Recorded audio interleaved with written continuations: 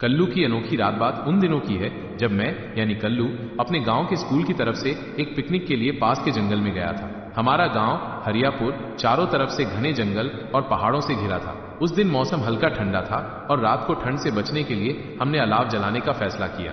अलाव के लिए लकड़ियां जुटाने की जिम्मेदारी मुझे और मेरे दोस्तों को दी गई।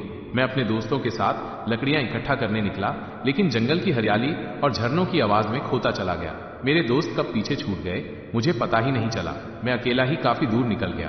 तभी अचानक आसमान काले बादलों से भर गया, बिजली चमकी और तेज बारिश शुरू हो गई। मैंने सोचा पेड़ के नीचे रुकना ठीक नहीं, क्योंकि बिजली गिरने का डर था। आसपास कोई आश्रय ढूंढने के लिए मैं एक दिशा में भागने लगा।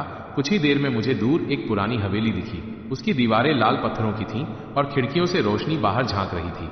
दूर से देखकर लग रहा था कि वहां कोई उत्सव चल रहा हो। बारिश में भीगते हुए मैं तेजी से हवेली की ओर भागा और जैसे ही अंदर घुसा, सामने एक बुजुर्ग औरत से टकराते टकराते बचा। उसने सफेद साड़ी पहनी थी और उसका चेहरा बहुत दयालु लग रहा था। उसने मुझे देखकर कहा, अरे बेटा, तुम तो पूरी तरह भीग गए हो, सर्दी लग जाएगी। उधर बाएं तरफ एक कमरा है, वहां जाओ और वहां जो मिले उससे कहना कि मांझी ने सूखे कपड़े देने को कहा है। मैं हक्का बक्का उस औरत को, जिसे उसने मांझी कहा, देखता रहा। मेरे चेहरे पर हैरानी देखकर वो हंस पड़ी और बोली, अरे पहले मुंह तो बंद कर, नहीं तो मच्छर घुस जाएंगे।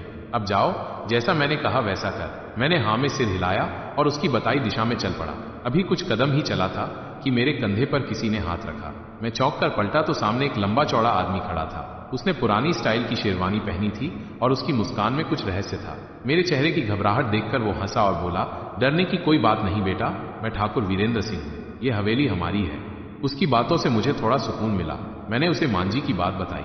सुनकर ठाकुर साहब के चेहरे पर अजीब सी मुस्कान फैल गई। उन्होंने कहा, ओह, तो तुम मांझी से मिल चुके हो, चलो मैं तुम्हें सूखे कपड़े देता हूं। वो मुझे एक बड़े से कमरे में ले गए।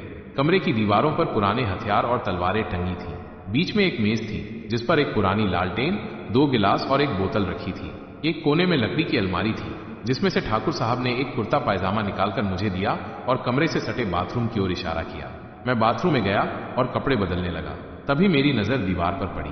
उस पर काले काले धब्बे थे जो दूर से खून जैसे लग रहे थे। मेरी सांस अटक गई। मैंने जल्दी से कपड़े बदले और बाहर निकलने को हुआ। तभी मेरी नजर बाथरूम के पुराने धुंधले शीशे पर पड़ी। उसमें मेरा पूरा शरीर दिख रहा था, लेकिन मेरा चेहरा गायब था। मेरे दिल की धड़कन तेज हो गई। डर के मारे मैं बाथरूम से भागा और सीधा कमरे में पहुंचा। मुझे इस हाल में देखकर ठाकुर साहब हंस पड़े। क्या हुआ कल्लू? अरे वैसे तुमने मुझे अपना नाम तो बताया ही नहीं, और बाहर इतनी तेज बारिश है, कहां जाओगे? रुक जाओ, कुछ देर बाद मैं तुम्हें छोड़ दूंगा। मैंने डरते डरते कहा, ठाकुर साहब, आपका बाथरूम, उसकी दीवार पर खून जैसे धब्बे हैं, और वो शीशा, उसमें मेरा चेहरा ही नहीं दिखा। मैं अब यहां नहीं रुक सकता। ठाकुर साहब की मुस्कान गायब हो गई। उन्होंने गंभीर स्वर में कहा, तो तुमने वो सब देख लिया। रुक जाओ कल्लू, तुम्हें एक बात बतानी है। क्या बात? मेरी आवाज कांप रही थी। वो बात जो आज तक कोई नहीं जान सका। उनकी आंखों में अजीब सी चमक थी। मैं वो सब क्यों जानूं? मुझे जाने दे प्लीज। मैं लगभग रोने को था। ठाकुर साहब ने नरम स्वर में कहा, डरने की जरूरत नहीं, आ इस कुर्सी पर बैठ, मैं तुम्हें एक कहानी सुनाता हूं। कहानी खत्म होते ही मैं तुम्हें तुम्हारे दोस्तों तक छोड़ दूंगा। उनकी बातों में कुछ ऐसा था कि मैं उनकी बताई कुर्सी पर बैठ गया। ठाकुर साहब ने कहना शुरू किया, ये हवेली कई साल पहले इस गांव की शान थी, लेकिन एक रात कुछ डकैतों ने इसे लूटने की कोशिश की। उन्होंने हवेली में आग लगा दी। उस रात कोई नहीं बचा।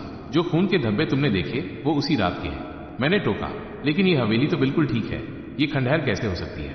ठाकुर साहब ने मेरी बात अनसुनी कर दी और बोले, उस रात के बाद से ये हवेली वैसी ही है।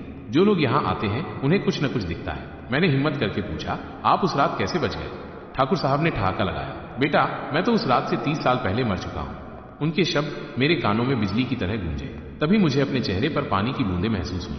मैंने आंखें खोली तो देखा कि मेरे दोस्त और मास्टर जी मुझे घेरे खड़े हैं। मास्टर जी ने राहत भरे स्वर में कहा, शुक्र है कल्लू, तुझे होश आ गया।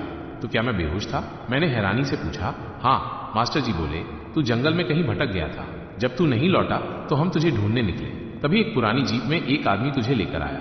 उसने हमें बताया कि तू उसे जंगल में बेहोश मिला था। उसने हमें पिकनिक की जगह तक छोड़ा और चला गया। हमने उसे रोकने की कोशिश की, लेकिन वो बोला कि उसे जरूरी काम है। मैंने धीरे से पूछा, क्या उसका नाम ठाकुर वीरेंद्र सिंह था? मास्टर जी ने हैरानी से कहा, हाँ, उसने यही नाम बताया। तुझे कैसे पता? सुबह होते ही मैंने सबको उस जगह चलने को कहा जहां से जीप आई थी। मास्टर जी पहले नहीं माने, लेकिन मेरे बार बार कहने पर तैयार हो गए। जब हम वहां पहुंचे तो मेरे पैरों तले जमीन खिसक गई। वहां कोई हवेली नहीं थी, बस एक पुराना खंडहर था। खंडहर के एक टूटे पत्थर पर लिखा था, ठाकुर वीरेंद्र सिंह की हवेली 1960। मेरे दोस्तों ने मुझसे पूछा, कल्लू, तूने उस रात क्या देखा? मैंने सिर्फ इतना कहा, जो भी देखा वो सच था।